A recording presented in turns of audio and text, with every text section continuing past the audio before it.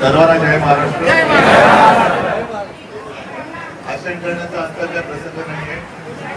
सुधीरवरती नवीन एक मोठी जबाबदारी दिलेली आहे. आता तुम्ही सगळे लालबाग करायच्या तिकडे सुधीर त्या परिसरातच राहिला तर तुम्ही तक्रार माझ्याकडे करेल. शिवसेनेचं सचिव पण केलेलं आहे, जबाबदारी मोठी केलेली आहे. आणि लालबाग परळ वरळी म्हटल्यानंतर कट्टर शिवसैनिक हा आलाच. काल परवाकडे बातम्या पण आल्या की उद्धव ठाकरेंची मोठी खेळी आपले खाली मोठ्याच असतात. आपलं लक्ष आता मुंबई महापालिका आहे आणि त्याच्यासाठी सुधीरला शिवसेनेचं सचिव पद दिलेलं आहे. सुधीरला तर मी आणखी मुंबईमध्ये इकडे तुला पळवणार आहे, कळलं ना. तर सगळ्यांनी साथ सोबत आणि असे सगळे आनंदात राहा. मला आज खरंच बरं वाटतं की सगळेजण एकत्र आहात, आनंदात आहात.